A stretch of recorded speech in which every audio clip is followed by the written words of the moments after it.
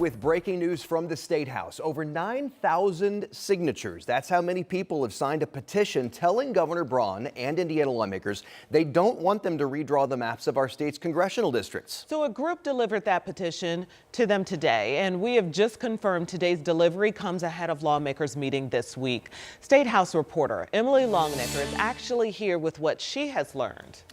Well, guys, while those petitions were being delivered, the folks delivering them said they wanted to get it done today so that lawmakers knew how, and the governor knew how many Hoosiers felt about this possibility of redrawing the maps. They said it was their understanding that Republican lawmakers were going to be meeting later this week. And we've been able to confirm that Republicans in the Senate are meeting tomorrow and House Republicans are meeting on Friday. What topic they'll be discussing, we don't know, but it's not a stretch to think that redistricting may be discussed. Right. We know it's been the topic ever since Vice President J.D. Vance came to the State House in early August and met with Governor Braun and Republican leadership in the House and Senate. According to the folks who delivered today's petition, they have signatures from people in every single county in Indiana, all 92, and from every single legislative district in both the House and Senate. Governor Mike Braun would be the one to call a special session to redraw the map of Indiana's congressional districts. The governor has said he's waiting to hear what lawmakers think. We know 80 Republican lawmakers, including leadership from the House and Senate, visited Washington 2 weeks ago where they met with members of the Trump administration. And we talked to some of those lawmakers who told us redistricting was discussed at that meeting along with other topics. And it's important to point out Indiana has 9 congressional districts. 7 are held by Republicans, 2 are held by Democrats. Right. But really there's this push by Republicans the White House is leaning on Republican friendly states to try and pick up a few Republican seats in next year's midterms. Right. And Democrats have characterized this push to redistrict as cheating and a power grab by the Trump administration in an effort to hold on and retain control of that slim majority in the U.S. House in the 2026 midterms. They said they'll file lawsuits if the districts are redrawn. Now, typically redrawing maps of the state's congressional districts happens every 10 years after a census. Could something different be happening in Indiana? We don't know, but we do know that Republicans in the Senate are caucusing tomorrow. Republicans in the House are caucusing on Friday. Now, coming up tonight at 5, our Jenna Webster, who was at the State House today and talking to some of those folks delivering the petition, she's going to be here and tell you what they had to say and what they're thinking about all this. And some state Republicans have said this is what our constituents want. But how are we talking with constituents? How are they getting more information from constituents to be able to say how they want to represent them? We've even had Republican lawmakers say they're vehemently against this. They're not going to support it. And then several weeks later say, I may be open to it. Right, may be open to it. And we've had at least one say, no, absolutely not. Yeah. So, and many have put out calls to their constituents and say that they've been hearing from them on both sides of it. So, yeah. All right. Politics. Thanks for staying with Emily. it. Appreciate it. All right, and what's believed to be a first, Israel has carried out an attack targeting Hamas leadership in Qatar, one of the U.S.'s closest allies in the Middle East. Today's attack is threatening to derail renewed peace efforts in the Gaza conflict. This as dozens of hostages are still being held in Gaza following that October attack in Israel. Here's Maribel Gonzalez with more. Social media videos show people running as smoke rises in Doha, Qatar on Tuesday, as Israel claims it carried out an attack targeting Hamas leadership. The Qatari foreign minister called the strike cowardly, saying it constitutes a blatant violation of international laws and norms. One thing I'm going to be looking for, along with a lot of others, I think, is collateral damage. How many others were injured or unfortunately killed in an attack like this. The unprecedented strike, which the IDF called Summit of Fire, comes as Qatar has been a key mediator in Gaza ceasefire talks. 48 hostages are still being held by Hamas. The brother of one of those hostages believes President Donald Trump could help bring them home. He managed to save the lives of dozens of hostages in January, February. We believe he can do it again. 2 U.S. officials confirmed that the Trump administration was notified before Israel launched Tuesday's strike.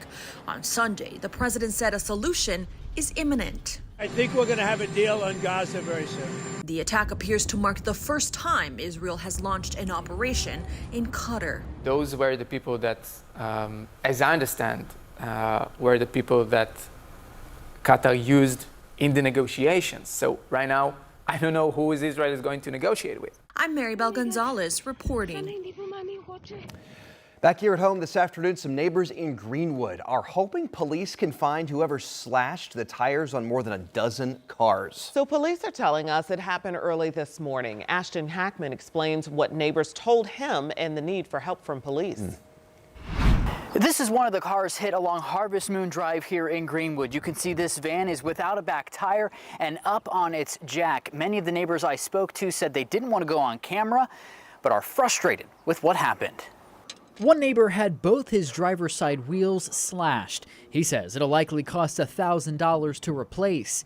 Greenwood police say it is one of the 14 reported cars hit overnight Tuesday along Harvest Moon Drive. None of the cars were broken into, only left with a flat tire or two. One neighbor is already on getting the tire back on. No suspect description yet from police. The neighbors I talked to said their cameras didn't catch anything. Greenwood police are still searching for the person or people that they think did this. They're asking neighbors who have Ring cameras to check their footage from early Tuesday morning. Reporting in Greenwood, Ashton Hackman, 13 News. So frustrating. You know somebody knows something. Yeah. Hopefully they come forward. And right now there's a nationwide discussion on vaccine policies and changes at the CDC and prevention, and it is all causing some confusion. So our Ella Rhodes wanted to talk with Hoosiers on what you think about vaccines and who you feel you can trust when it comes to medical information. Ella joins us now. So Ella, what exactly did you find? Yeah, thank you, Dustin and Felicia. I spoke with a handful of people, a little bit more than that, and only 2 people told me they don't support getting vaccines. Now, more Hoosiers are choosing not to get vaccinated, and that's according to the Indiana State Medical Association. So medical professionals say those numbers include children too. Those decisions impact herd immunity, which is when a large part of the community is vaccinated. It turns to protect others from getting sick. But with recent leadership changes at the CDC and Secretary Kennedy removing all 17 members of the CDC's vaccine advisory panel, the Indiana Public Health Association says now's the time for people to talk with their doctors and do their own research. When I asked if people could trust government agencies like the CDC when it comes to vaccine policies and medicine, IPHA says they're not quite sure. But everyone needs to think critically and talk with your medical professional. Out of the group of people I spoke with, one of them happens to practice emergency medicine for the past 41 years. Gregory Wall says he never expected there to be a day when people in charge of agencies like the CDC didn't agree with the medical community.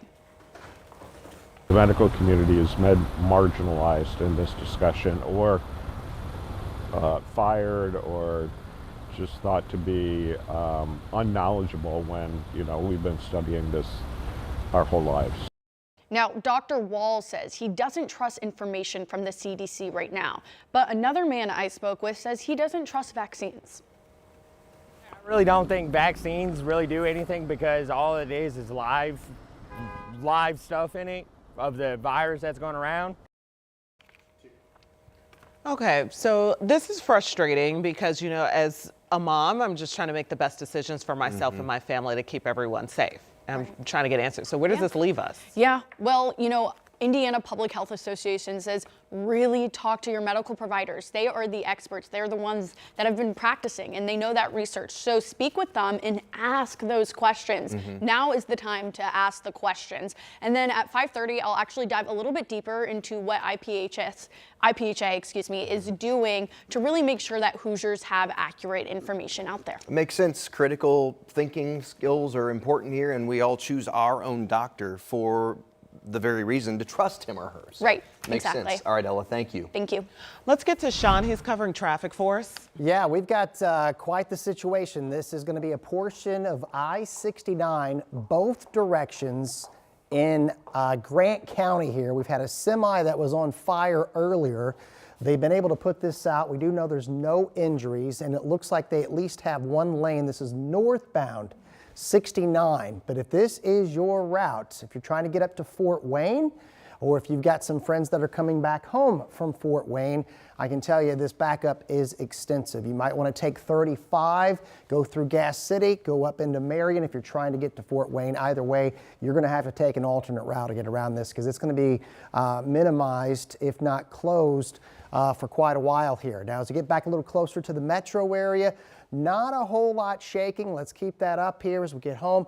This is just usually, I-65 here in downtown, which is always this way this time of day, or you could argue any time of day because of that construction project that continues. All right, let's switch it over and get you caught up on the weather here. A warmer day, but still a very comfortable day. We've got all kinds of sunshine. We're at 76 here in Indy with a dew point of 45. If you are in the shade, it's very comfortable. If you're out in the sun, it's going to be a little warmer than where it's been, but a nice quiet evening on tap here. The weather's quiet, but we still have much to discuss here. Temperatures nearing 90 degrees and a building drought over Indiana and the Ohio Valley, all coming up here in just a few minutes. Stay with us.